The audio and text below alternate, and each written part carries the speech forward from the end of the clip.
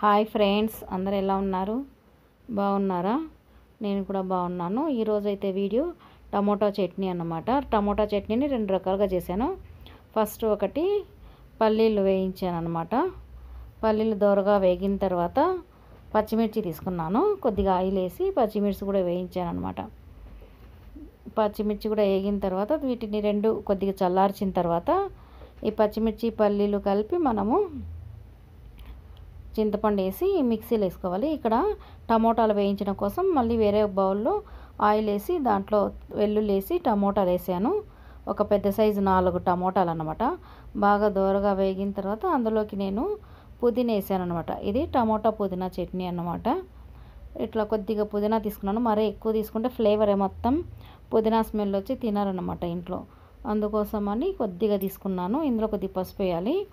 Tomato పుదీనా వెల్లుల్లి పసుపు వేసుకున్నాను. ఇందులో ఉప్పు వేయాలి, కానీ నేను పక్కన ఇంకొక చట్నీ కూడా చేశాను, టమోటా చట్నీ. దాంట్లో వేసాను, ఇందులో కూడా వేసాను అనుకుని వేయలేదు.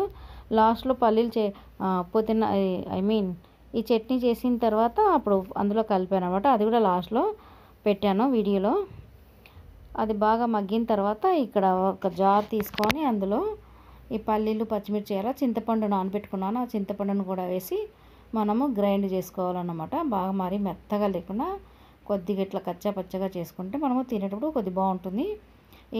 ఇవి టమోటాలు అన్నీ మగ్గిన తర్వాత కొద్దిగా చల్లార్చిన తర్వాత ఈ పుదీనా ఇవన్నీ వేసాం కదా, ఇది కూడా మనము మిక్సీలో తీసుకుంటే టేస్ట్ బాగుంటుంది అనమాట. చూసారు కదా, గ్రైండ్ చేసుకుంటే మిక్సీలో వేసుకుంటే ఎంత బాగుందో. ఇది రోటి పచ్చడి కూడా చేసుకోవచ్చు, కానీ నేనైతే మిక్సీలో వేసాను. ఇప్పుడు ఈ చట్నీకి మనము పోపు వేసుకోవాలన్నమాట. పోపు వేసుకోవడం కోసం పెనంలో ఆయిల్ వేసి జీలకర్ర, ఆవాలు, ఎండుమిర్చి, కరివేపాకు వేసాను అన్నమాట. ఇదంతా బాగా వేగిన తర్వాత మనం ఈ చట్నీలో అయితే ఈ పోపు వేసుకోవాలి. ఈ చట్నీ అనేది మనము ఇడ్లీలోకి కానీ దోశలలో కానీ లేదంటే పప్పు కానీ వేసి నంచుకొని తినచ్చు అనమాట. చాలా టేస్టీగా ఉంటుంది పప్పులో. ఇక్కడ చూస్తున్నారు కదా, నేను సాల్ట్ మర్చిపోయానని చెప్పాను కదా, ఈ పచ్చడిలో సాల్ట్ వేస్తున్నాను. సాల్ట్ వేసి మళ్ళీ స్పూన్తో అయితే అట్లా బాగా కలిపాను అనమాట. ఇప్పుడు ఇంకొక చట్నీని మీకు చూపిస్తాను. ఇది ఇన్స్టెంట్ చట్నీ అనమాట. అంటే టమోటా చట్నీ. ఇది మా పాపకు చాలా ఇష్టం అనమాట. వేడి వేడి అన్నంలోకి నెయ్యి వేసుకొని ఈ చట్నీ తింటుంది అనమాట. దీంట్లో ఏం లేదు, సింపుల్, ఏం ఉండవు అనమాట. కానీ ఇదే మా పాపకు చాలా నచ్చుతుంది.